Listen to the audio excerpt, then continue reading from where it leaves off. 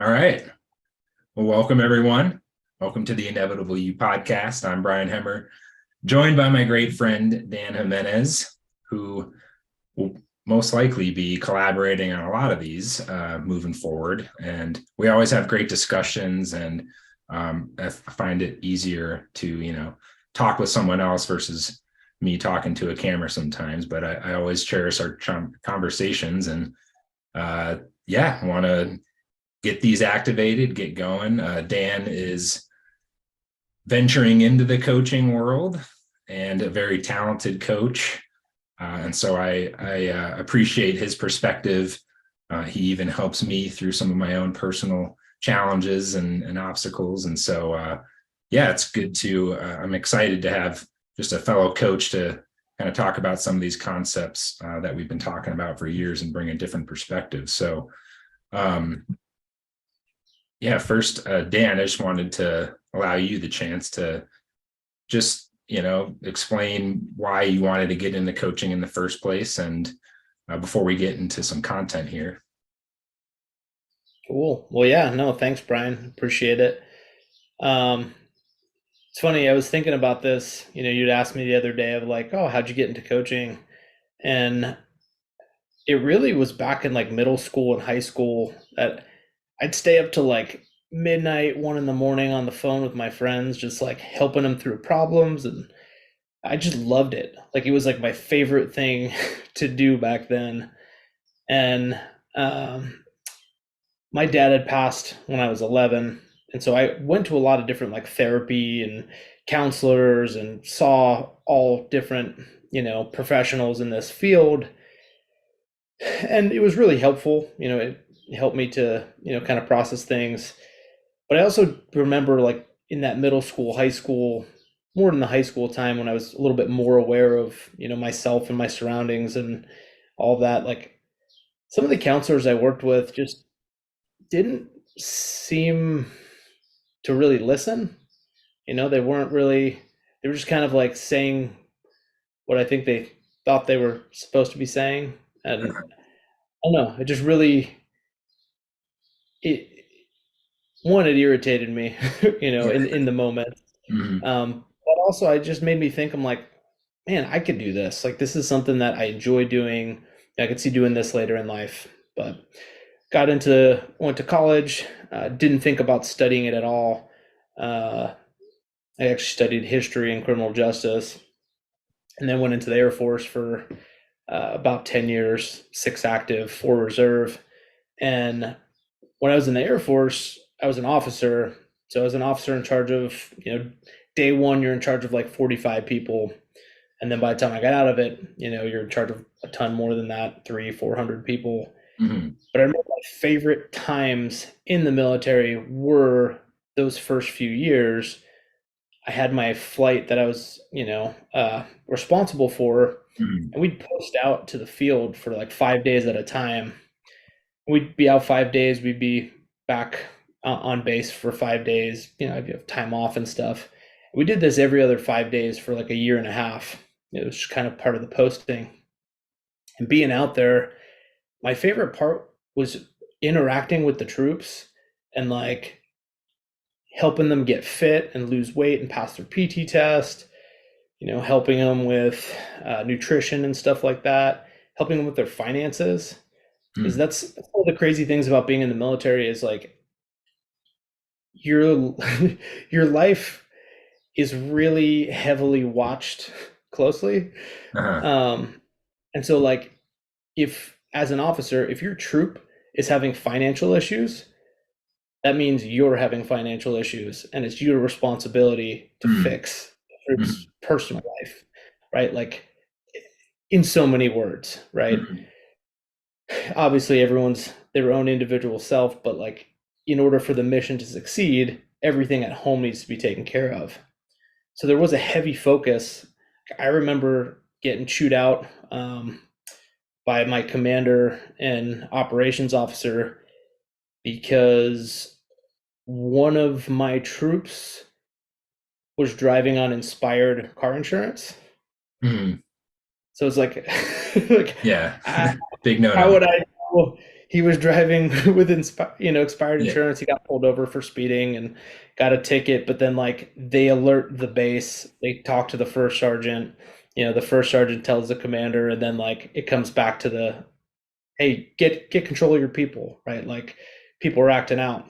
So just to paint a picture of like how heavily involved you Yeah. can be as an officer, or even a non-commissioned officer with your troops. Yeah. And I actually really enjoyed a lot of that, like teaching them, how to manage finances.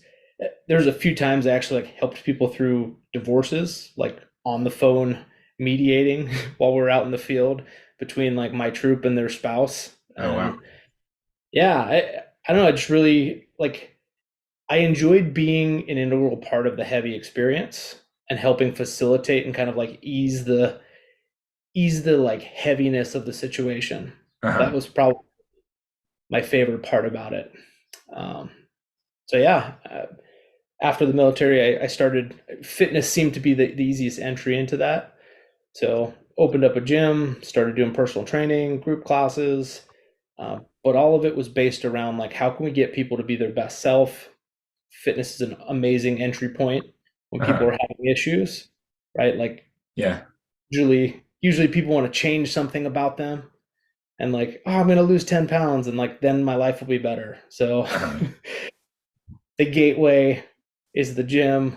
They get there, they start training, doing personal coaching for like nutrition and fitness plans and body composition changes.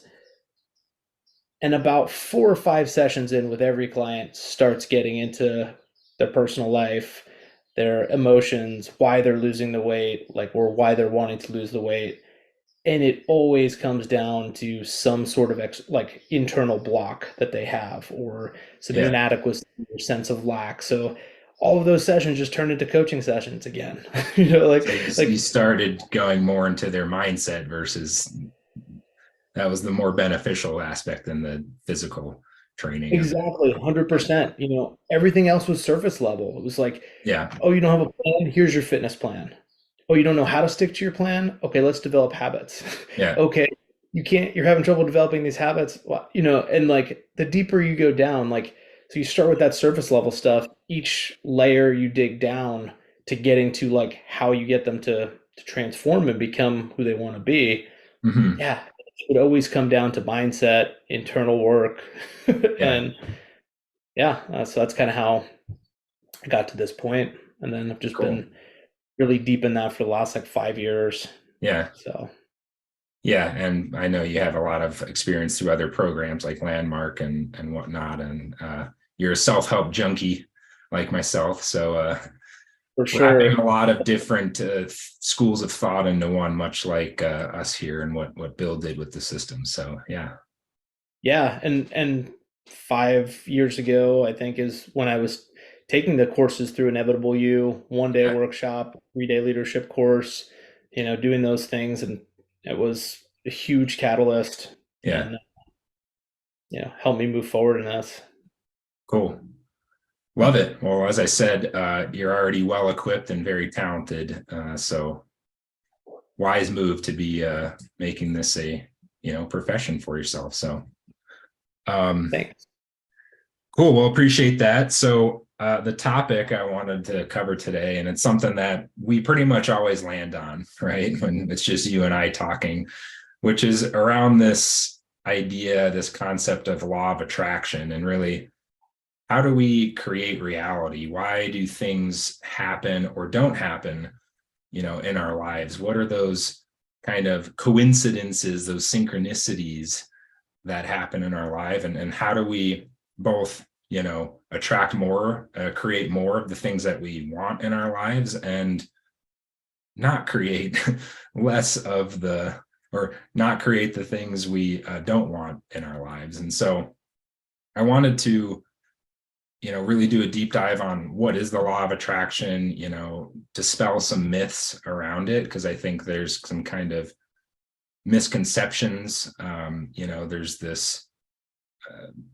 popularized, what's the word I'm looking for? popularized notion of what a law of attraction is through, you might see things on social media or through movies.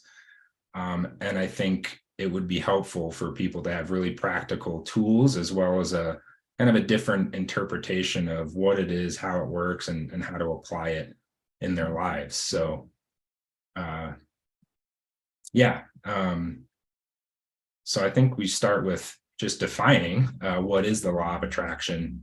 The way that it was first taught to me, and I think how it's presented to a lot of folks, is what you think about and what you focus on is what you get, right? And if you think of just law of attraction, how you attract things into your life. The Secret made it popular. Gosh, I don't even know. It's probably been 30 years since that movie came out, but kind of the most popular in, mainstream media movie about what is the law of attraction. Had a lot of different great speakers, and they presented it as a 3-step process, which is ask, believe, and receive. Now, there's a whole lot in there that we can unpack, and there's even some issues with just presenting it that way. But essentially, it's what you think about, what you focus on will manifest in your life. Is that an accurate description? Yeah. Anything you'd add to that, Dan? No, I mean, I think you're absolutely right about like these are concepts that are misunderstood. I think everyone jumps on the train, they start learning a little bit about it, and they're like, "Oh, manifestation. Oh yeah, I'm an expert manifester. This is what I do." Like, and we're actually all expert manifestors in Yes. terms of we all manifest 24/7. In Yes. terms of like consciously manifesting or deliberate manifestation, that's where things get a little hazy. But yeah, I think that's a pretty accurate description. Yeah. So, when you first hear that, I think one of the issues is, okay, great. What I think about and focus on is what I attract or what's manifesting. And so I want to start off by even looking at some of the common, like skeptical beliefs around it, because embedded in that is this notion, or it's kind of assuming that you're attracting all outcomes in your life, right? Like even the bad. So what you're telling me, I attract bad things in my life. I attracted that terrible thing in my life. I attracted, Hurricane Katrina to tear down my house. Like what?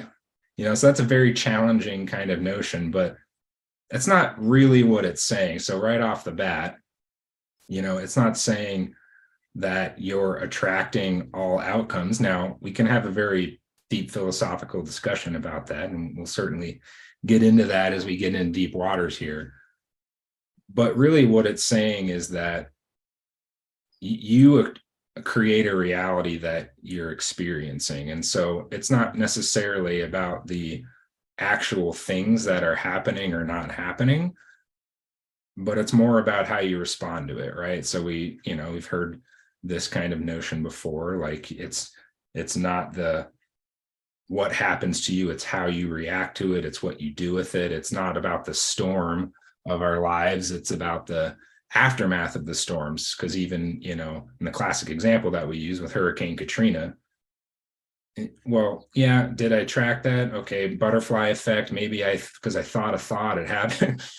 We don't know that. What we do know is the storm happened, and now what do I do? For some people, they were devastated, right? It was the worst thing that ever happened. Their lives were ruined. For some people, it was maybe a fresh start. They got an insurance check. They moved away from a bad situation, a bad place they didn't want to be in anymore. Like it's how they processed the event. It's the aftermath of the event that created the reality. And so what's really important to understand in this, I think right off the bat, is that we're always creating reality. We're always creating our experience. It's a co-creative process with the universe, and it's based on the meanings that we place on it, right? Oh, this thing's good. It's a pleasant feeling. This is good, right? Oh, this is bad. I'm placing a bad meaning on it. it's an unpleasant experience, it's an unpleasant reality. So anything you'd add to that? Yeah, I mean, so first off, I know we started talking about like, oh, people haven't misunderstood. Also, I'm not an expert on, the law of attraction. I didn't haven't spent tons of time studying and stuff, but I Right. have seen my understanding of it evolve over the last, let's say 5, 6 years of when I kind of came into my awareness. And yeah, our perception creating our reality, right? Our thoughts, our words, our feelings, creating the things that we get in our life. Absolutely. I am also open. I was very against the concept of everything is our like everything is my fault or Uh, everything is, created by me. But I'm a little bit more open to that now than I used to be. And I do think, perhaps on some levels, let's say the Hurricane Katrina uh, thing, it's not necessarily Brian Hemmer and his thoughts that created that experience, right. but it's more of like a collective consciousness Mm, of, the people in the world in general. Like you think of big things that happen, it, all of us are having a fear around something, a fear of devastation, a fear of loss, a fear of having to start over again. And it's like when enough people have that, there I believe that the universe does respond in a way to give them what they're looking for mm, in some form, mm, right? I can't say like, oh, here's how you manifest a hurricane, here's how you manifest not being a part of this. right. But like you really do look at the people who go through it, a lot of them were feeling sense of lack, feeling sense of devastation, feeling sense of hopelessness, feeling sense of like fear of the unknown or fear of change. And so I do think, on some collective level, and I think this is going in the deep waters. Yeah. We could discuss it later. I do feel like there is some merit to that. However, to your point, yeah, our personal reality and our perception of what it is does create our experience, right? Like it rains today. I could be like, oh man, thank God my grass is so dry and I'm Yes. so thankful to have this rain. And Right. you could be, ah, damn it, I was gonna go for a run today and it's raining and now I'm pissed off and I always get grumpy when it rains and my roof leaks and it's like the same thing happened, right? It rained for both of us, but my experience of it was just, different because of where my thoughts and my focus was. So Yeah. I kind of have it outcome to it. Absolutely. Love that. I think that's a really practical example. And again, that's the first point here that I want to emphasize is like, it's not about the actual how are we manifesting or attracting things in our life.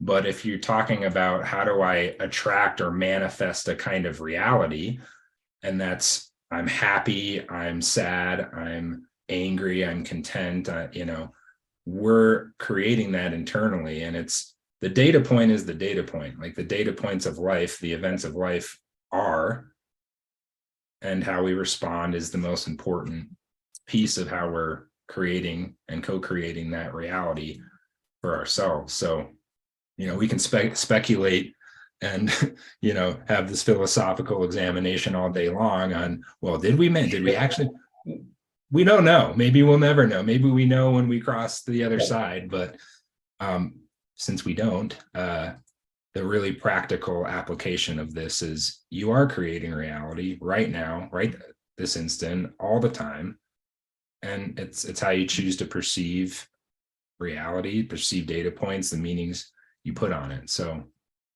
Right. And to further that, if you look at reality from three perspectives, there's like objective reality, which is to be seen what that actually means. And I know conversation for another time. yeah, There's like subjective reality, but there's third party subjective reality. There's first party there's even second party subjective reality and then first party subjective reality. And really, of all of those, if third party, I look at third party subjective as kind of the closest to objective reality. Mhm. Like Yeah. all of us believe something, right? If all of us collectively believe that uh, there is a border between the US and Canada and it's around this area on a map, right? That's a Yes. third party subjective reality, Yeah. right?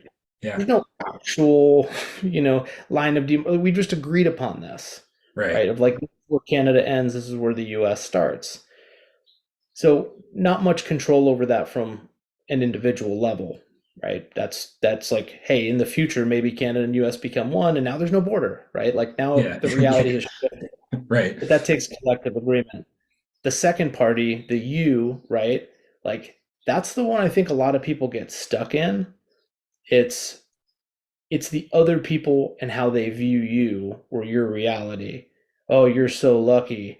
Oh man, that must be amazing to have that kind of job. Like Yeah. it's someone else thinking, seeing a situation and having an opinion about it, right? Right. Also not in control. It's like, oh Yeah. man, Brian, you're such a selfish person because you took the day off today. And it's like, that's just my opinion about you. That's my reality about you.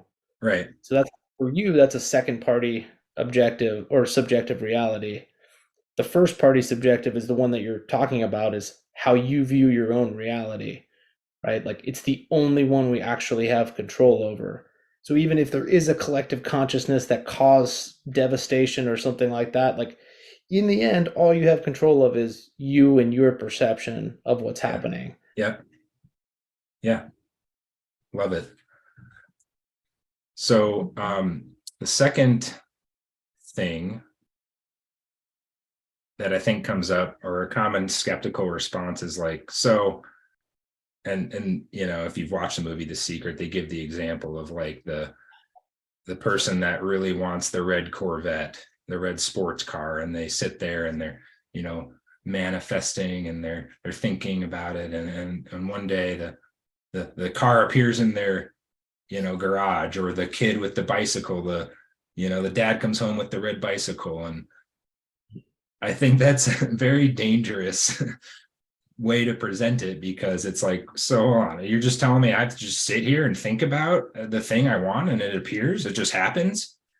Well, yes and no, but not entirely, right? That's not really it, or what it's saying, because you can't just do nothing. You can't just sit there and do nothing, right? And so in the act, believe, receive, Jack Canfield has he's part of the movie as well. He has a great example of it. He's like, no, it's not just receive, it's actually inspired action. That's how I like to think about it, right? You think about something that you want, and then you have this opportunity present to you, and then you follow the trail of breadcrumbs. And he gives his example of Chicken Soup for the Soul, right, where he's in the shower and he's like, man, I want $100,000. How do I get $100,000? And he's like, if I just sold 100,000 copies for $1, that's my $100,000. He's like, okay, that's pretty cool. Later on that day, he's at the grocery store. He sees the National Enquirer on the magazine stand, 100,000 subscribers. He's like, oh, if I could get, published in the National Enquirer, there's my 100,000 people. Later on that week, he's at a party. Guess who he meets? Journalist for, publisher for National Enquirer.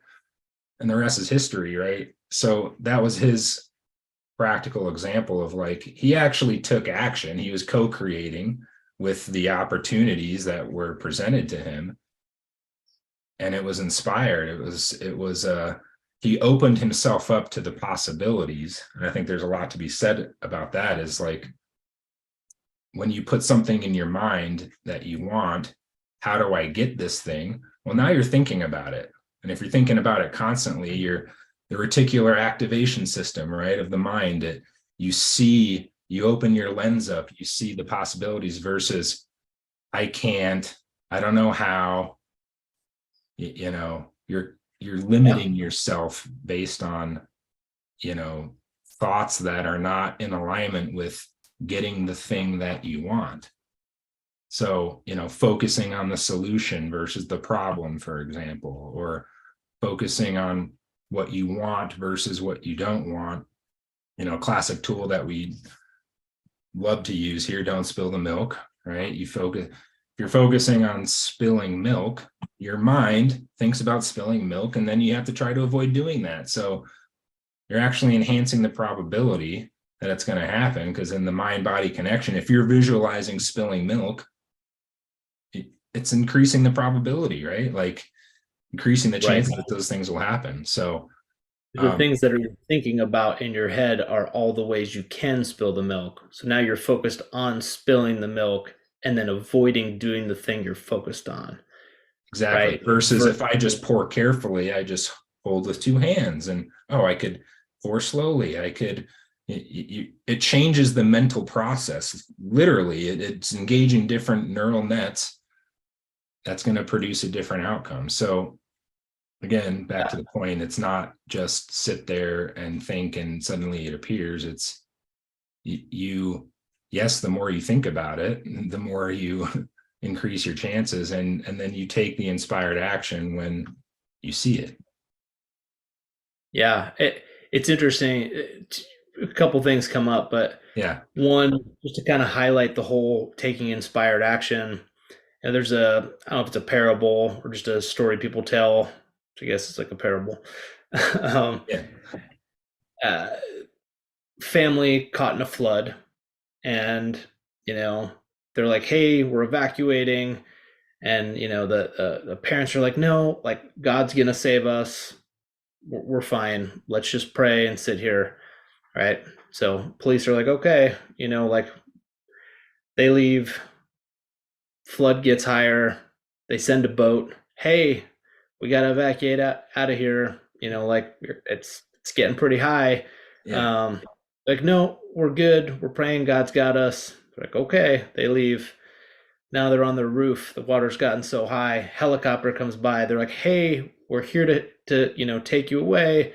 Um, we're get on the helicopter, and they're like, Yeah. nope, God's got us. No worries. They end up drowning. They get to heaven. They're like, God, what the hell? Like, we asked you to save us and you didn't save us. And he's like, well, I sent a policeman to your door. Yeah. We sent a helicopter, and you didn't act on it, right? Like Yeah. the you're sitting there wanting something, right? You're expecting, and how that the movie The Secret kind of shows it is like the full outcome will manifest itself when it's ready. And so like just sit there and think and do nothing, and then yeah, the bike appears in your driveway, like that type Mhm. of thing. Um, when in reality, or at least from my understanding of it, is yes, you're sitting there, you're thinking about it, you're putting in your mind, and then what ends up happening is these little whispers from the universe start giving you little hints to take action on. Yeah. Like, you know, oh, hey, there's a sale at the mall today. Okay, you go down to the mall. All right. Oh man, the bike's on sale. That's amazing. It's gonna be on sale for the next 2 months. Oh, cool. Right? Like, then you go home and you find like, oh, they're hiring at this place. I can make $200 or $300 in 2 weekends. Oh, okay. Like, cool. I'll take this job. And then you take the job and you do it, and then you get the bike, right? Yeah. And it's one of those, it wasn't that you sat there and you came up with this plan and you're like, how am I going to get this bike? And you do it through like the hard way of like efforting through it. Well, I need to make the money. I need to make this plan. Like the inspiration was like, oh, go to the mall. Then you saw the bike you wanted. Oh, it's on sale. Like you put it, like your brain puts that stuff in the reticular activating system, like Yeah. that list of, hey, this is important. You know, you say red bike, you think red bike, now that's important to you, it's set there. So anything in your sphere of awareness or in the sphere of information around you enters your sphere of awareness, you recognize it as important, and then it presents, do I take action, do I not take action on this? Yeah. Yeah. That's kind of how I understand it. Yeah. Love it. More than Yeah. And just just, and real quick, I kind of breeze past, if you haven't heard the term reticular activation system, just a fancy way of saying you're priming your brain to find things in your environment, right? Like it's like when you buy your car, you know, you have a new car, suddenly all you see is your car on the road everywhere. So you're seeing things that you maybe wouldn't have seen before, especially if the habitual thought patterns are, I can't, it's not possible, I don't know how, can't find a way, or you're really focused on the problems of your life, which could lead to solutions. But if you're focused on, you know, lack, I don't have enough money, or I don't have enough resources, I don't have the support, you're emotionalizing all of the things that you don't want, and it's priming your brain to see those things even more, you know, like identify, oh, see, confirmation, there it is, see, that's why I can't have the thing I don't want. We'll get into, on the last point we have here, the role of our thoughts and especially our emotions play in this process. But for this, you know, main point, the skeptics that say, yeah, no, I don't really buy that whole, you just think about it and it appears. No, you gotta prime yourself, and then, you know, take action on the opportunities and the things that the universe presents. So yeah. And I think it happens. I mean, for me, I see it on many different levels. And one of those levels being a very physical level of like reticular activating system being the list of important things for your survival or your wellness, right? There's yeah, so many bits of data, so many bits of information out there, and your brain needs to figure out what's important to you. So when you're hungry, you see food because right, food is important to you because it put it in its list of importance. But like pink unicorns, it's not on your list because it's not important to you right now. And so you could pass by 100 pink unicorns and not even realize it, right? That's not what's important. It's Have you ever seen that video of like the basketball players and they're like passing a basketball to each other, and then the prompt before the video, they're like, count how many times the basketball's passed, hmm. right? And so you do it and you're like, oh, it's 15 or whatever the number was. And Yeah. they're like, yeah, but did you see the dancing bear? Yeah, You're like, right, what? And exactly. like they play the same clip again, and like there's a dancing bear. It's like Right, I do recall life that, yeah, size dancing through the crowd of people playing basketball, and you didn't notice it because it's not important to you, because the prime that they right, gave you was look for and count how many passes, hey, this is a brain exercise. It judges how smart you are. If you can count the number of passes between the basketball, like you're a smart person. yeah, All of that is priming that reticular activating system. Uh-oh, being smart is a good thing. I want to be smart. Okay, this is a test. Okay, it's a test. I need to focus and be, oh, okay, I have to count the number of passes. All right, focus on the ball. Do not, and how many times it changes hands. And those are all the things that are important to you in this moment. And so dancing bear not even doesn't make the cut. yeah, And to your point, with the emotions and the negative thoughts and stuff like that, like if you're thinking about spilling the milk, well, what's important to you actually is all of the ways you can spill the milk. So now you're thinking and focused on all the ways you can spill versus what you actually want.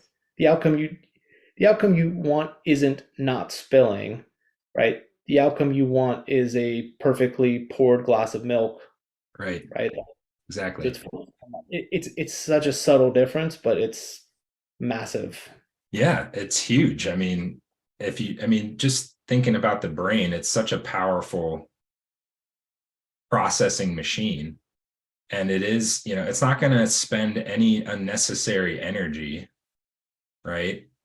Trying to focus on things that it's not primed to focus on. It's going to follow the command, right? And if your thoughts are survival, well, yeah, that's really important at that time. But is it focusing on, thriving? Or if you're focused on, this will lead into kind of the next point.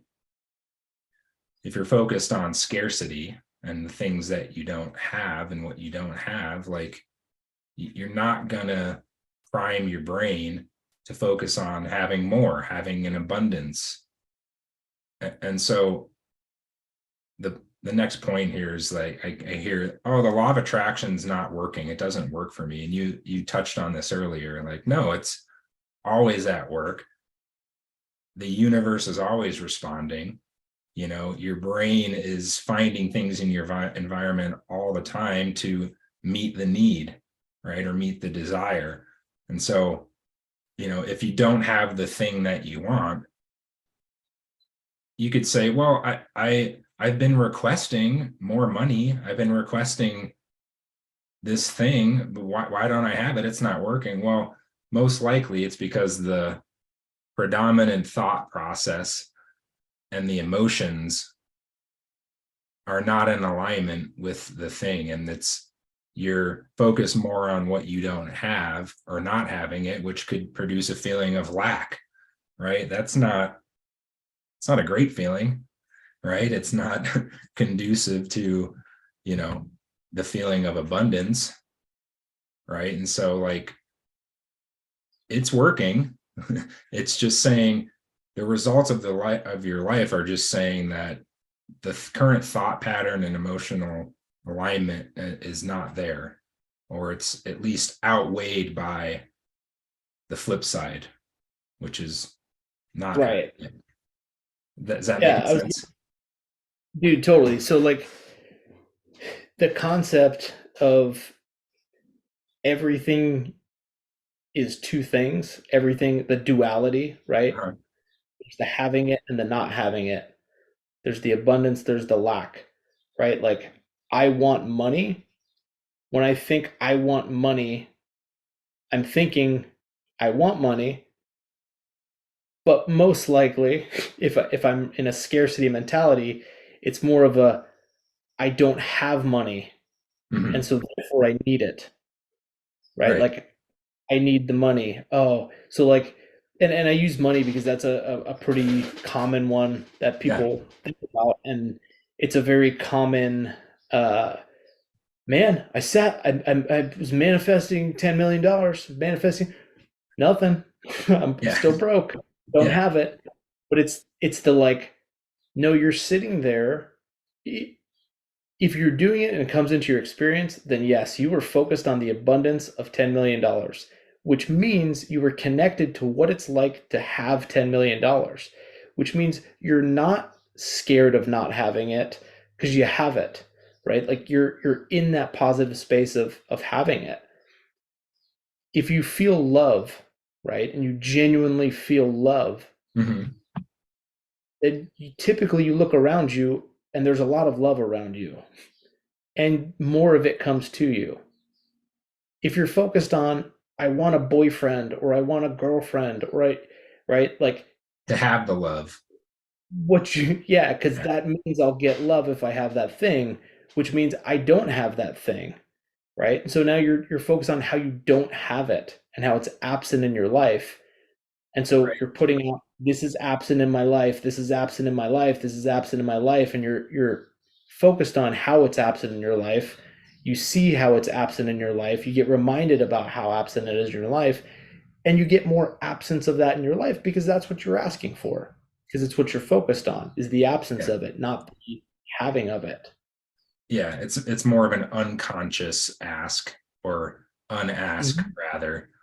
It's an unconscious non-asking for the love, because, and this goes right into the next point around the role of emotions around this, because it's a paradox, right? Like, wait, so by asking for the thing, I'm saying I don't have the thing, and now I'm not asking for it, right? Like, it's kind of confusing. But when you really Right. look at the emotional congruency, or the emotional, um what's the word I'm looking for, connection to the thing, and you think about, okay, if I'm requesting, let's say, money, like, and that feeling of being in that place, because money, okay, what does that mean? I have abundance, I have more freedom, I have more opportunity, I have, I can enjoy more things. That feels great versus by focusing on it and thinking, oh, I'm not there yet, I don't have it. It's that feeling of lack that the universe is responding to. And so if you think of that, if you buy the notion that everything is energy, everything is connected. I mean, this is quantum physics, right? The latest in science is proving these concepts that everything is all connected. And if that's true, and we ourselves are balls of energy, and we have a vibration, our literally our thoughts and our emotions produce a frequency, and you're interacting with the universe, you're interacting all the time, it's never not happening. Like, are you attracting or repelling things? And that's, I think, really easy to grasp when you think about just people or relationships. Like, why do you vibe with certain people versus you don't? Like, and you're not quite sure of why most of the time, but there's some energy that's, you're not in sync, you're not in harmony, you're not in resonance. So if you think that the universe is constantly reacting, responding to how you're vibrating, just putting yourself in a better emotional vibrational state, allow more of that the things connected with that state to come into existence. I So think so. to highlight that point you're just talking about in terms of the energy, right? A really palpable, tangible example Mm-hmm. is if you're in a good mood and you're at a party, right? And someone walks in with like a pissed off look on their face and they're just like agitated and annoyed, right? Like you avoid them. I mean, Right. you actively avoid them, but then also like you're not gonna link up with that person. And we had sayings for that. However, All the air was sucked out of the room, and like yeah. people feel it unconsciously. However, if you're in a crap mood, right, and you're at that same party, and someone comes in pissed off, oh man, I couldn't find parking, and you're Right. like, yeah, yeah, hey, yeah, yeah, I couldn't find parking either. It's bullshit, right? Yeah, it is bullshit. Yeah. Yeah, the music really sucks here. Yeah, the music does suck here. Yeah. Hey, you want to get out of here? Right. You just attracted someone else on that same energy level. Yeah. Like if you're thinking about the lack of, or if you're in that space of negative, not putting a good or bad label on it, but typically people don't want things that are negative. They don't want to feel bad. Right? There's Right. some days you do want to feel bad and you do want to rage with other people and you'll connect with those people pretty quickly, Yeah. you know? And then you won't get in touch with all the people who are in a good mood. Right. Maybe they won't answer the phone call just because they're doing something fun. And you're like, oh man, no one's around for me right now. And it's like they probably didn't line up with you because they were probably not in the same headspace. Yeah. Like I'm sure there's some other reasons, but like that's kind of to illustrate the point of how emotions work and how the Yeah. energy kind of matches in Love terms of that. attracting. Yeah. I like to think about it as tuning forks. We're all just walking tuning forks. Like, and this is something to also be aware of. Like, tuning forks will match the frequency of the tuning fork that's next to it. That's if you ring one and you bring one that's not ringing to it, they'll start vibrating at the same frequency. And so if you think about the people you surround yourself with, and you're the average of the top 5, 6 people you spend the most time with, well, now you got a, question on your hands. Like, do I, maybe by just changing my circle, changing the people I really spend time with, I can easily change my, not only emotional state, but my thought process. And if you're requesting more success, do you hang out with those people or people that bring you down or, are complaining about how terrible things are? And naturally, like most humans are pretty empathic. I think all humans, right? Like you'll want to, empathize with them. And by doing that, it changes the emotional state. And so, again, like we can start going down a little bit of a rabbit hole here into deep waters around the role that the thoughts and emotions play. Yeah, we get this when you think about who we connect with, and even to kind of go back to the point about Jack Canfield, would he have met that woman at the party, the journalist from National Enquirer, if he was in a shit state, right? Like not looking for the opportunities or not emotionalizing the success of selling $100,000 and blah blah blah. Yeah, probably not. It's probably he was in emotional alignment with the thing that he was requesting, and boom, there it was, and he connected. Yeah, I mean, think about that same scenario. If you're connected with the lack of $100,000, right? You're like, ah, so you don't have the idea about all you need is $1 from 100,000 people. Uh-huh. You go to the same grocery store, you see the same, oh, they have 100,000 subscribers. They're probably easily making $100,000. Ugh, fuck them, right? Then you go to the party, you meet the person from there, and you're just like in this negative, and I'm exaggerating the negative Yeah, mood, right? But yeah. it's just thought of like, I don't have this.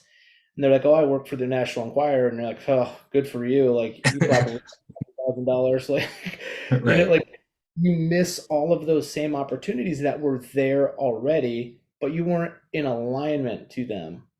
right. Or similarly, right? Like maybe you connect with that National Enquirer person and you're like, oh, you can help me. Can you help me? Can you help me?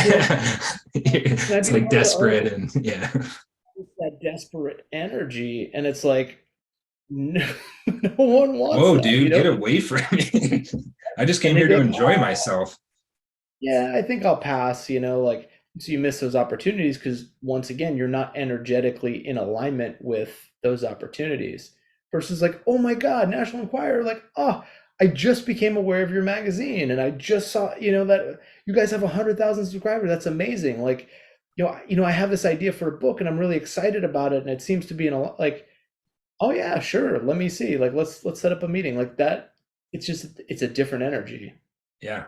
And even if you don't buy the whole, oh, the universe is connecting to my energetic frequency, then if nothing else, wouldn't you just like to be in a happier state and doing the things, even if the thing you're manifesting happens or not? Wouldn't it just make the whole process more enjoyable? And isn't that really what you're trying to create, is a better feeling state? I mean, really, Yeah. like if you break down all, any person's requests and asks in the system of what they want, it's just going to make them feel better at some level.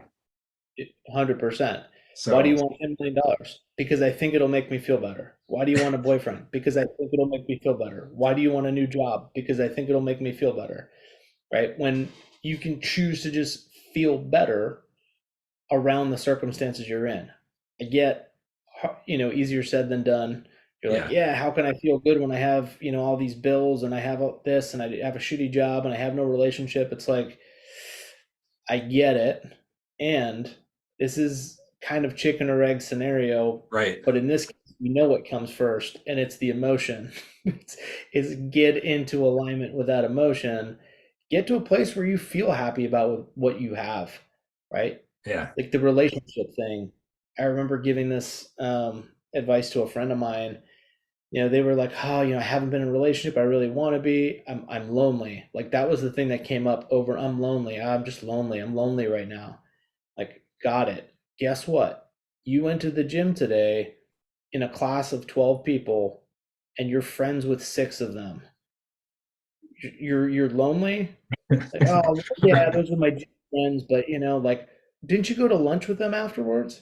Yeah, yeah, yeah. We went to lunch and we grabbed some coffee and it's like, okay, so you're lonely. Well, I don't have a romantic relationship and that's what I really want. And they all have spouses and they go to their place and like, got it. But like, tell me today about your loneliness right? When you were Yeah. with all of these people, right? Like start focusing on, wow, this is amazing. I have such a great community of people that I get to see every day if I want to. Right. And they took the time to go out with me afterwards to go grab lunch. Like this is, wow, this is such an amazing thing. Yeah. So it's not about like, well, I still don't have the boyfriend. Because if you're focused on I still don't have the boyfriend, We're back to you're gonna lack. And you're gonna yeah. be in that box. If you focus on, yeah, but look at the things I do have. This is not the spiritual bypassing of like, like, oh well, life's good anyway, Right. Right. yeah, sure, this big tragedy happened, but it was for a good reason, and I'm fine. It's like, no, no, no. Like, you got to be fine. You got to actually get fine. You can't fake this thing. It's just, instead of looking this way, it's taking your head and turning it to the direction where you already do have this stuff in your life. Right. Like, where are all those places you do have abundance? Or do you have the friendship? Or do you have the money? You have a roof over your head? Well, shit, up until now, you've had enough money to pay the bills to have this roof over your head. Yeah. There's people who have Yeah. it. Are you hungry right now? No, because you just ate, at this, like, you have enough money to fill your belly with food. Like, it's not like don't want more, but when you can be thankful for what you have, now you're connecting to that energy of abundance. I do have enough. I do have the things I want. And yes, I desire more, but I know how taken care of I already am. Yes. And that's kind of how I see anyway, Yeah. Abraham and Love it. happiness. It's a more great examples. Yeah, man, I just can't say enough about that component of this whole law of attraction thing, that the more you focus on one, the habitual thought patterns, because the thoughts lead to emotions, right? If you're not thinking good thoughts, it's probably not going to lead to good emotions. So it's a cycle, right? So getting conscious of the habitual thoughts that are happening, and then being able to change your emotional state.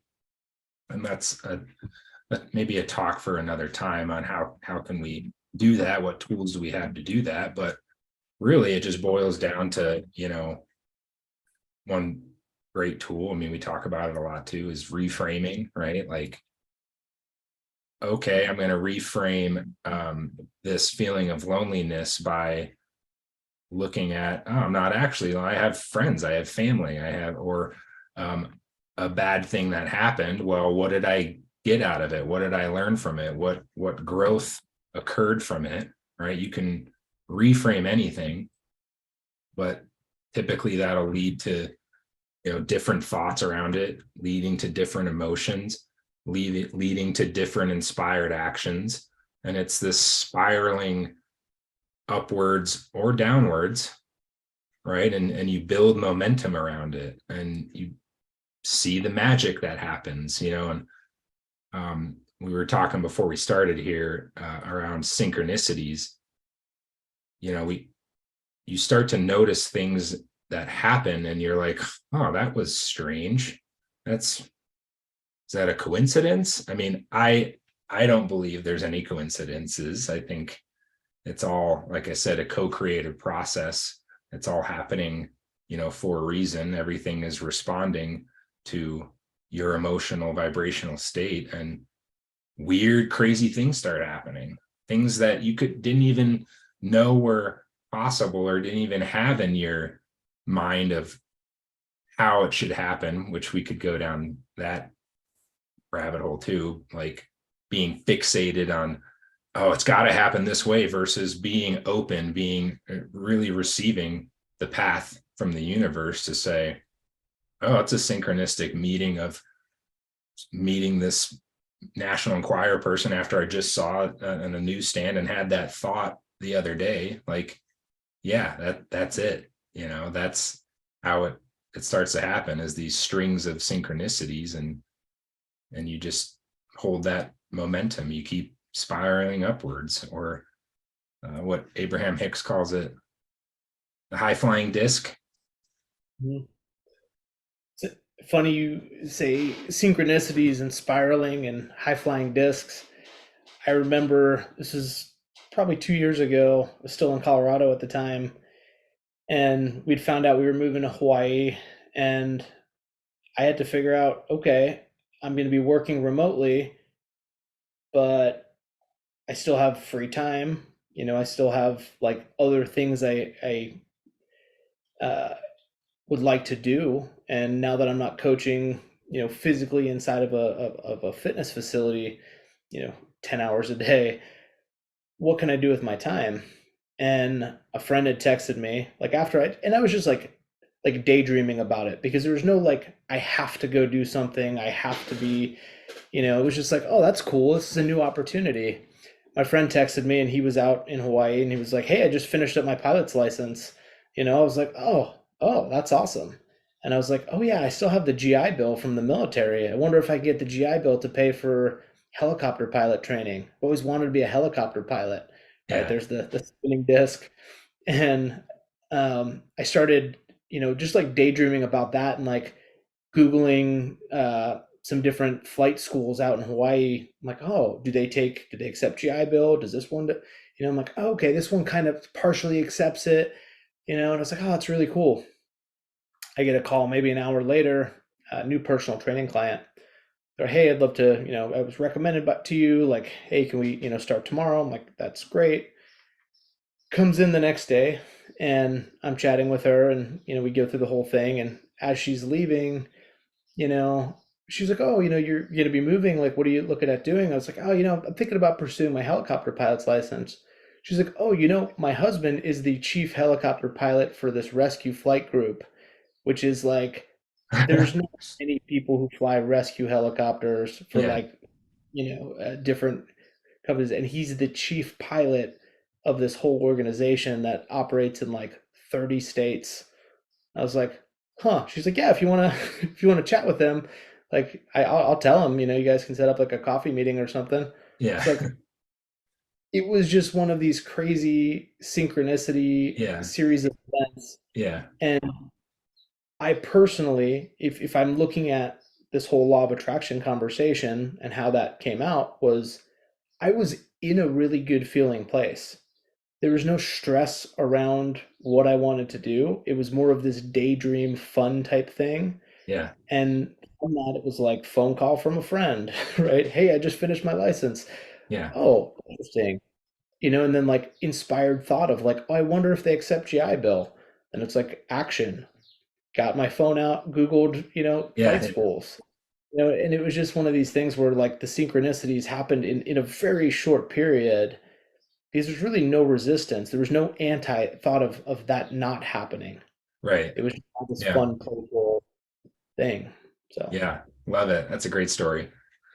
And I think that's a good note to end this conversation on is the having fun with it, man. It's, don't take it so seriously and play around with it, see what happens when you change your thoughts and emotions, see the kind of fun game that you get to play with the universe to, invite more of the things in that you want and, pay attention to your role in that co-creative process and again, see the magic that starts to happen. So yeah, appreciate you, and man. for sure. I was going to say, Yeah. when it's a fun game, what kind of emotion do you have in your head, right? Yeah. I mean, I have giddy, uh, excitement, Yeah, you're feeling fun. good, man. Yeah. Yeah. Yeah, feeling good. Yeah. And if you're connecting with that feeling good, then the rest of the dominoes fall into place. Yeah. Absolutely. Well, yeah, again, appreciate you, man. I love love layering in the real examples and the stories around this. I think it really helps people get a grasp on the concepts and tools here. So thank you. Yeah, Anything else thanks for having you'd me. add or want to cover on this topic? No, I appreciate you having the conversation. I'm glad we're finally having these conversations in a more public setting because we always have Yes. these awesome, you know, igniting conversations and I'm like, oh, I wish I could share this. And so, yeah, thanks for providing that opportunity. Yeah, absolutely. Excited to do more. Cool. Well, yeah, thanks. Thanks to Dan. Thanks to everyone for listening, and stay tuned for future episodes.